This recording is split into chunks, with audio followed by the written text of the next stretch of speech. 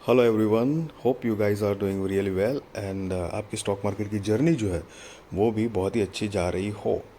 सो उसी के साथ आपका एक जो नया आईपीओ आने वाला है एस्कोनेट टेक्नोलॉजीज लिमिटेड का। तो चलिए आईपीओ डिटेल्स देखते हैं। तो कि आईपीओ डेट जो है वो 16 फरवरी 2024 से लेकर 20 फरवरी 2024 तक है। फेस वैल्यू 10 रुपये पर शेयर।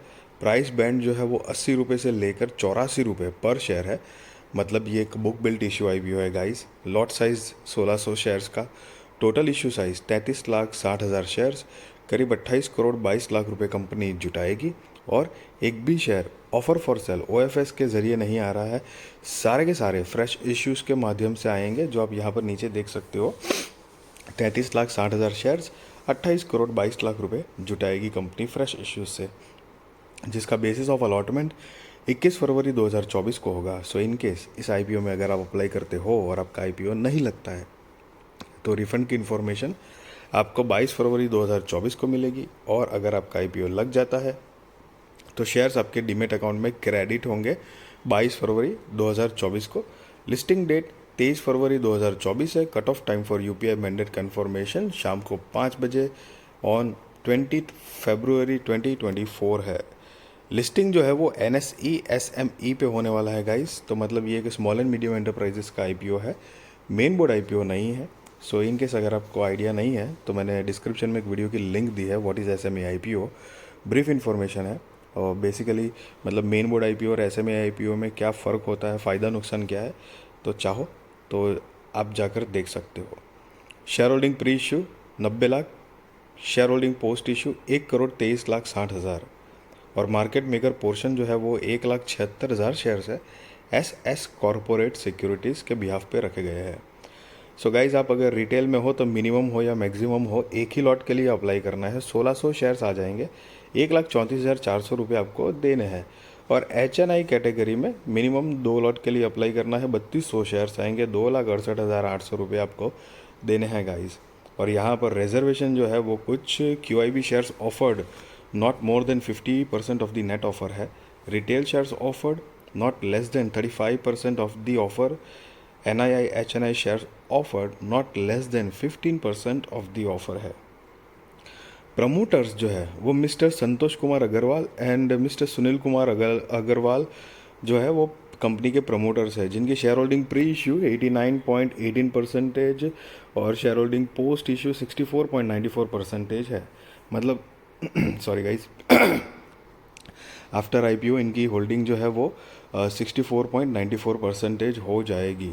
और यहाँ पर सबसे बढ़िया बात यह है कि एंकर इन्वेस्टर गाइस इंक्लूड है, मैं सॉरी मतलब इन्वॉल्व है।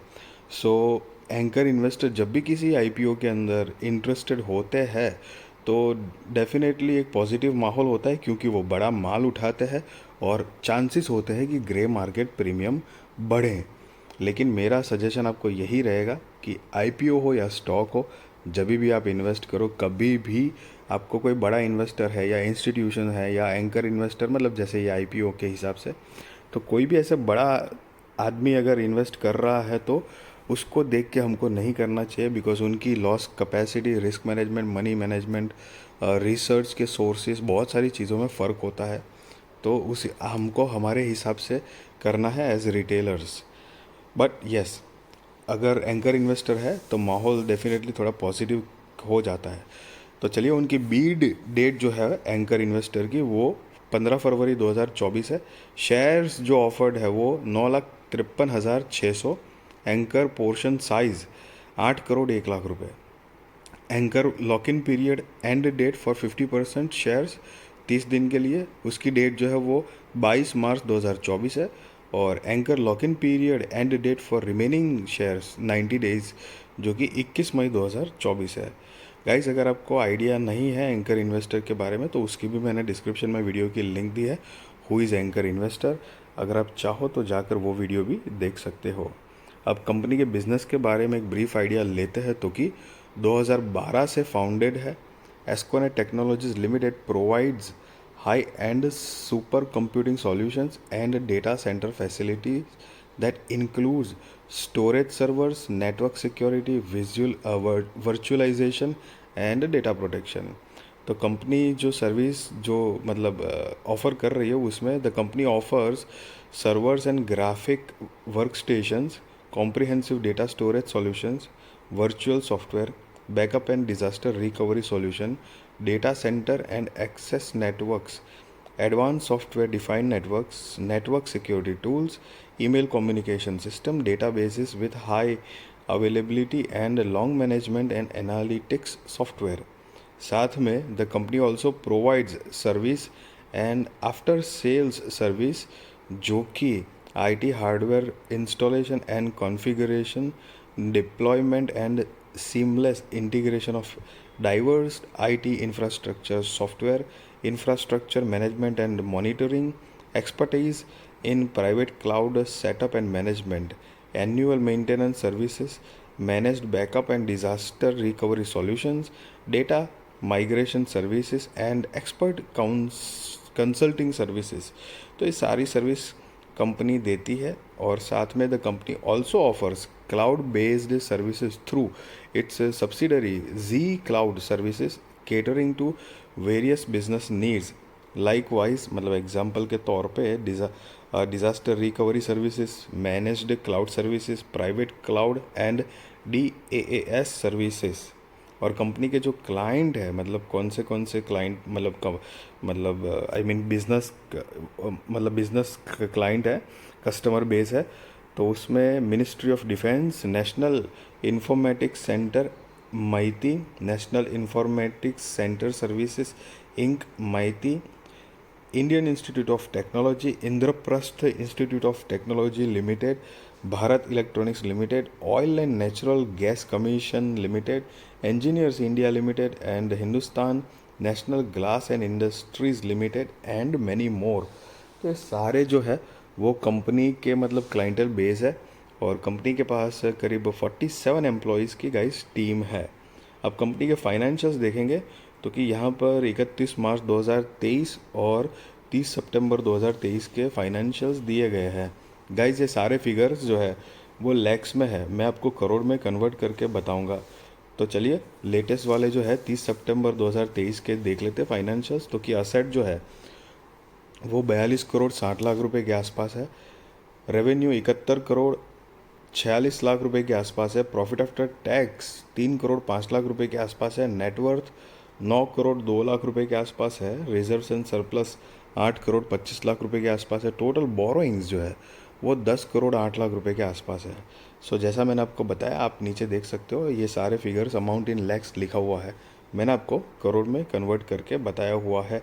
और वो सिर्फ इसलिए क्योंकि नॉर्मली अलग अलग वेबसाइट पे नॉर्मली जब आप स्टॉक में इन्वेस्टमेंट करना चाहोगे और आप अगर कुछ रिसर्च कर रहे होंगे, फाइनेंशियल्स देख रहे होंगे अलग अलग वेबसाइट पे, तो वहाँ पर जो फिगर्स होते हैं वो नॉर्मली करोड़ में दिए जाते हैं। तो वो थोड़ा एक यूज टू प्रैक्टिस के हिसाब से मैंने आपको बताया। अब मार्केट कैपिटलाइजेशन जो है वो 103 करोड़ रुपए के आसपास की है, ROE 75.54%, ROCE 59.11%, debt to equity 1.99, RONW 54.83%, PBV 1.16, EPS pre IPO 39.63, post IPO 4.94, PEX pre IPO 24.87, post IPO 16.99। और यहाँ पर नीचे आप जो देख रहे हो गाइस, ये बेसिकली EPS उन्होंने काउंट कैसे किया है प्री IPO और पोस्ट IPO वो बताया गया है, आप चाहो तो पॉज करके पढ़ सकते हो गाइस।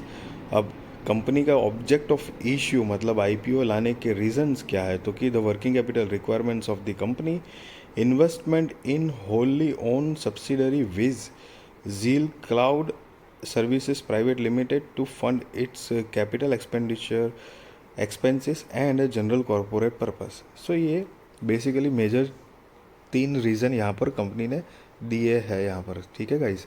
और सो गाइस मैं ये उम्मीद करूँगा कि आपकी स्टॉक मार्केट की जर्नी बहुत बढ़िया चल रही हो, चाहे वो इन्वेस्टमेंट और ट्रेडिंग हो, बढ़िया से करो, ध्यान लगा के खूब पैसे कमाओ। And yes, but be responsible trader, be responsible investor, value your money guys. And guys मैं आपको मतलब कोई IPO में अप्लाई करो या ना करो, मैं आपको कोई रिकमेंडेशन नहीं दे रहा हूँ, वो आप अपने रिस्क रिसर्च फाइनेंशियल एडवाइज़र को पूछ कर करना। बट यस, अगर वीडियो अच्छी लगी तो ज़रूर लाइक शेयर सब्सक्राइब करिए and thank you so much for watching this video.